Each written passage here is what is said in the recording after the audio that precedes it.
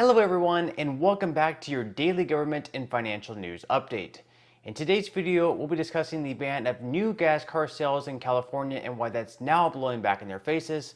We'll also be discussing how that ban could potentially bleed over into some other states like Virginia. Furthermore, I'll be talking about some of these stimulus checks going out right now. And finally, we go over some updates in the stock market and Bitcoin.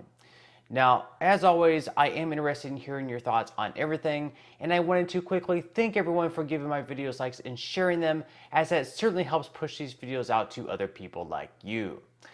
Okay, so as I just mentioned in one of my past videos, the state of California recently voted, well, their air regulators did anyways, to approve rules which would ban the sale of new gasoline cars by 2035.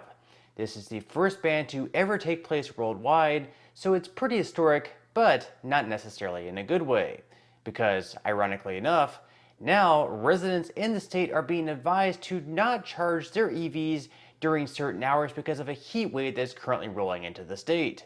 According to the Daily Mail, the California Independent System Operator has called for residents across the state to reduce energy usage between 4 p.m. and 9 p.m. when the system is the most stressed because demand for electricity remains high.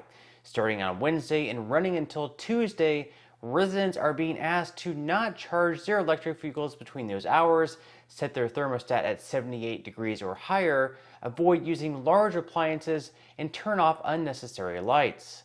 Lowering electricity use during that time will ease the strain on the system and prevent more drastic measures, including rotating power outages. So what a wonderful way to instill the confidence in residents of California by first telling them that they won't be able to purchase a new gas-powered vehicle in 2035, and now the electric grid not even be able to keep up with how things are now. Just imagine how things will be when the majority of residents have EVs that absolutely need to be charged.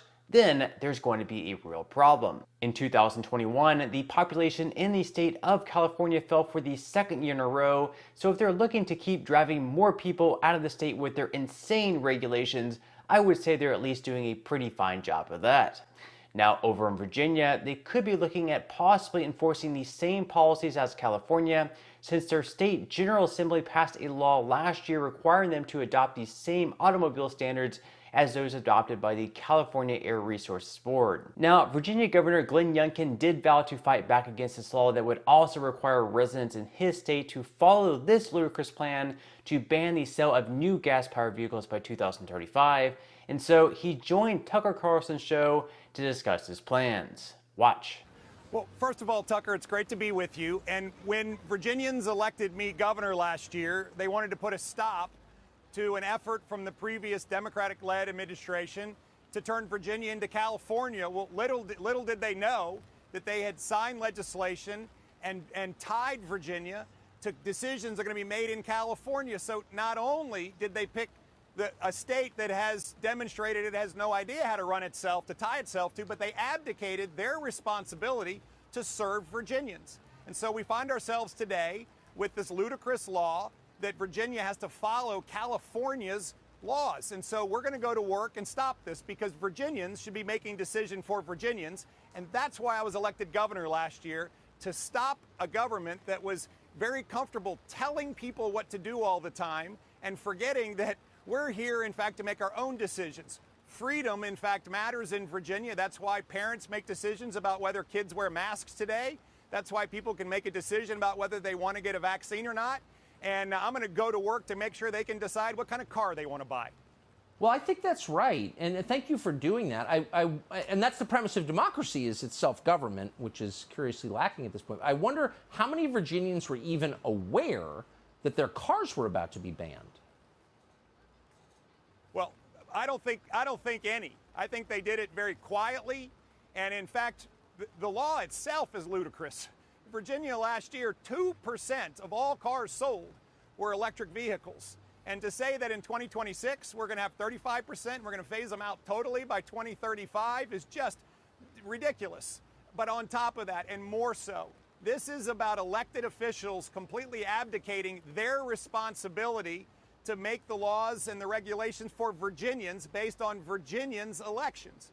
And so that's why they voted for us in November. That's why we swept the House races. That's why I have a Republican Attorney General and a Republican Lieutenant Governor. and we're going to go to work and make sure we get this turned around come our legislative session in January. So Youngkin makes a really good point here that it's completely insane to tie themselves to another state where they now have to follow the decisions that California decides to make. We're living in a time where the elites tell us what cars we should or shouldn't buy. Meanwhile, they're able to just fly around the world in private jets, being completely hypocritical of the crap that they're spewing. Oh, and this just in for the Babylon Bee, Chevrolet just released a California-compliant horse and buggy. Now that's pretty funny. Okay, so now moving into some news regarding stimulus checks, where residents in Idaho started receiving $75 payments in March of this year. The payments will continue to go out. In total, residents will receive whichever is greater between $75 or 12% of the tax amount reported on Form 40, Line 20, or Line 42 for eligible service members who are using Form 43.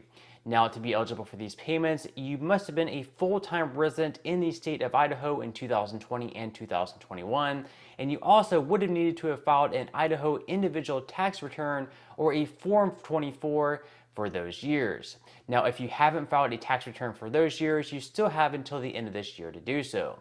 Other than those payments, millions of taxpayers in South Carolina are also about to receive tax rebates worth up to $800 as long as they file their tax returns by October 17th, that's next month. According to the South Carolina Department of Revenue, all rebates will be issued before the end of this year. Then, over in California, in October, residents can expect to receive up to $1,050 from their inflation relief stimulus checks. Per their income requirements, individuals can earn up to $75,000 in order to be eligible for the full payment, and joint filers must not exceed $150,000 in order to receive the full payment, so that's just double. Now, per person, you would be receiving $350, so with a joint filer, you would be receiving double that at $700. And then to receive the additional $350 to receive the full $1,050 payment, you must have claimed at least one dependent. Other eligibility requirements include needing to be a state resident at the time of payments going out, which if you left the state by then, like a lot of people did, you would not have been eligible, and you also needed to have been a resident in the state for at least 6 months of the 2020 tax year. So those are just a few of the relief programs currently out there at the state level, which we may see more of in the future, as it's unlikely we'll see any more checks at the federal level, at least anytime soon. Okay, so now moving into some money news, where stocks fell into the red for the 4th day in a row on Wednesday, with the S&P 500 falling by 0.78%, the Dow Jones down by 0.88%, and the Nasdaq in the red by 0.56%. After August started out on a strong note, stocks finished the month out in the negative, with the S&P 500, Dow Jones, and Nasdaq all dropping by over 4% for the month. So what once looked like a time where stocks would make a pretty good comeback in the second half of the year after a terrible first half, now it looks like there could potentially be even more lows to come. Let's hope not, though. Now, futures for today so far are also in the red, which would be the 5th day in a row, sadly. So right now, Dow futures are down by 0.56%, S&P 500 futures are down by 0.76%, and Nasdaq futures are down by 1.12%. Bitcoin has also dropped off over the last day, down by 1.49%, and is now back into the high 19,000s. Now, with that said, the market could easily turn around any moment depending on what Fed Chairman Jay Powell decides to come out and say or do next. He could say that we're not going to be raising rates as fast, and then we see the market go up, or he could say that there's going to be more aggressive rate hikes to come, and that there's going to be all this pain in the economy, and then we may see more sell-offs. So with that said, we really don't know what's going on, but at this point you can get in at some pretty good prices, so it definitely wouldn't be a bad time to start investing to get in at these lower prices, or if you've already started investing, to continue dollar cost averaging in. So if you would like to receive 12 free stocks, yes, 12 free stocks and $5 worth of Bitcoin, in the comment section below, I will leave a link where you can receive just that from my partner in Webull. And even if you don't feel like investing at this time for whatever reason, once you receive the free stocks, you can always sell them for what they're worth and transfer that money right back to your bank account. Now, in total, you should be receiving a value of right around $50 or more. Some people have received over $3,000 in the past, and in theory, you can actually receive up to $20,000 if you get very lucky here. Now, all this money will be taxable by those 87,000 new IRS agents, but still, you can think of that as just some free extra money with just a few minutes of work. But on that note, I'm going to go ahead and wrap up this video. If you enjoyed the content in today's video and you would like to see more like it, make sure to give this video a like, subscribe to my channel, and make sure to ring the notification bell. That way you won't be missing any of my future videos. And until next time, I hope you have a wonderful day ahead, and I'll see you in the next video.